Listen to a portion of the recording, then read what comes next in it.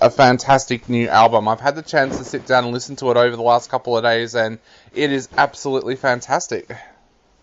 Well, thank you very much. That makes me quite happy. Thank you, man. So, I wanted to start off by asking, how difficult was it for you guys to put this album together in the middle of a pandemic? Because I know that your producer couldn't get to Nashville, so tell us a little bit about how difficult it is to put together an album during a pandemic. Yeah, well, it was a little unusual. I mean, luckily we did a lot of the stuff before the pandemic was really all that serious. So we did about the half of the recording in March before the pandemic was really an issue. And we wanted to regroup and record the other half of the album later in the year. And when that time came around, Andy couldn't travel anymore because he's in the UK and we are in Nashville, Tennessee in the US. So the only thing we could think of that would make it possible was where he was basically on Skype or on, well, we found a better way, but it was basically like a Zoom call where we could see him, we could hear him talk, he could listen to what we were doing, but we had to engineer ourselves here in the studio in Nashville. And so it was a little strange, but we made it work okay, actually. So it's not, I wouldn't want to do this again if I didn't have to, but it worked out okay. Yeah. Did it put more pressure on you having to engineer, or did that kind of take you back to the early days of the band? No, I do this kind of stuff myself all the time anyhow, because I mean, I have a bit of a studio and recording setup here at the house. And, you know, I'm used to working the Mac and, you know, it's nothing unusual. It's really, I do it for most of the guitar stuff myself anyhow. With other words, when I record guitar tracks, I do this very often alone because it's how I prefer to work. So it wasn't really anything challenging or unusual for me. Now, I know one of the first decisions that you guys made with this album was that you wanted to work with Andy again. Tell us a little bit about what it's like working with Andy and why he's such a great producer to work with. Who said he is? No, he's a great guy, man. He's awesome. We love him. And he came onto the scene when we did our first album 10 years ago. I mean, not our first album, but the first of the new era, Blood of the Nations. And it's been working so well ever since that we don't even consider using anybody else. Yeah, he seems to be the perfect guy for the job. And I think what makes him so special is, you know, he's a nice human being, of course, an awesome engineer, but also a sort of a metal head through and through. He totally gets it. He totally understands what we're after. He totally understands how Accept should sound and the songs we should play and the music we should be making. And I don't know, he's just totally on our team. And he's the one for us. You know, I don't know how else to describe it, but it feels like he's part of the band. Yeah. Now, talking of part of the band, you guys welcome Philip into the band this time around. Tell us a little bit about Philip coming into the band and why you guys decided that he was the perfect fit for you guys. Yeah, that came about like so many things in this life by pure coincidence or circumstance. He was filling in on a tour 2 years ago when we toured all through Europe with an orchestra. There were very special shows where we played a bunch of classical music from my solo albums and some Accept songs rearranged for orchestras. And our other guitar player, Uwe, wasn't available for that tour. So we used Phil on it. And Phil is a Nashville player. He's a friend of our drummer, Christopher Williams. And, we basically discovered what an awesome guy he is. What a nice, what an amazing player, easy to get along with, and a great guy on stage. So we thought it would be a shame if we couldn't keep playing together. So we decided to have him as an addition to the band. So we now have 3 guitar players. Yeah. I was going to ask that. There's some great dueling on this album. Bringing in a new guitarist, does that kind of bring in a friendly rivalry for you as well? Like, do you feel that competitive spirit when someone new arrives on the block?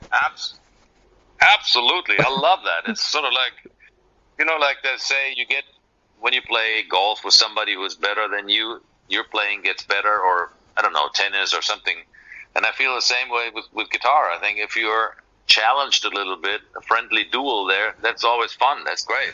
I love that. Yeah. Now, talking of great guitarists, I understand that a certain great guitarist just recently said that you've been a huge influence on his career. Could you tell us a little bit about how you felt hearing Kirk actually say that about you?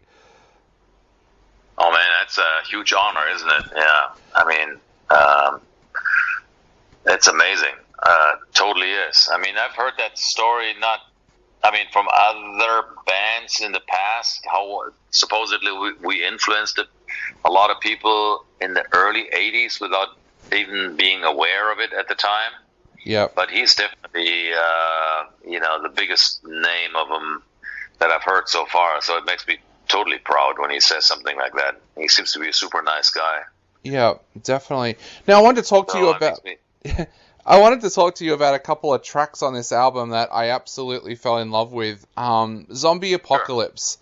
Sure. Great track. Absolutely relentless. Tell us a little bit about Zombie Apocalypse, where it came from, and what it was like to sit down and record. Yeah, Zombie Apocalypse, that was a title that was thrown into the mix by Mark Tonillo.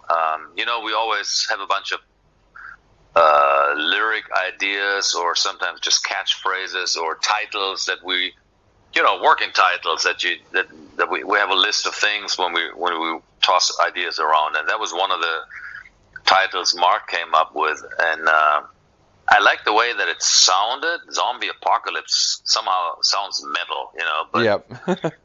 I wasn't really so keen on the idea of writing songs about walking dead people, or that kind of thing, because I thought that's kind of black metal, kind of silly. I don't know. It didn't feel like accept. But then he explained to me it's supposed to be about people who walk down the streets with their cell phones in hand, and people who pretend like who behave like zombies basically, but they're because they're addicted to their technology and their cell phones and that sort of thing. Yeah. So that. When I heard that, I thought, oh, that's a nice little twist. I like that. And so I wrote some riffs and stuff until we had the song together. And it turned out to be a killer song. Definitely. Initially, it went through so many revisions, that song, because I couldn't really come up with a chorus initially. But it finally clicked. Yeah. And you've also got The Undertaker, which is one of those tracks that when you listen to it, you just know it's going to sound amazing live. Is that something that you think about when you sit down to work on a track? How is this track going to sound live? Yeah, of course you do. I mean, you tend to favor songs that you envision yourself playing on stage. I mean, it's not a must, because there's always songs that you think like you just record them for the hell of it because they're good, even though there might not be a crowd favorite, but this one certainly felt like that. It definitely felt like one of those mid-tempo songs that you can see the crowd bouncing to quite easily and singing along in the pre-chorus and that sort of thing. It seemed to have a lot of those familiar elements that feel like home, basically, Yeah, yeah. The other one that really stuck out for me was the ballad. Mark sounds absolutely fantastic on The Best Is Yet to Come. How difficult is it to write a great ballad? Because I listen to a lot of albums, and sometimes it's the ballad that makes or breaks an album. So how difficult is it to sit down and write a track like that? And were you blown away by Mark's vocals on it? Definitely. I never really tried to write a ballad, but sometimes you have musical ideas just because you have them, and you wonder, should we use them, shouldn't we use them? And in this case, because I don't think we're a typical ballad band, we've never been, and I don't think we need a ballad, and we actually try to avoid them, because sometimes they end up being so sappy, and I don't know. But when they're good, and they should be used. That's usually my criterion. When a song really comes across well, it almost doesn't matter what type song it is, because when it grabs you, and that's what it's all about at the end of the day. Yep. So in this case, I had the musical idea as a demo, and you don't really a song like that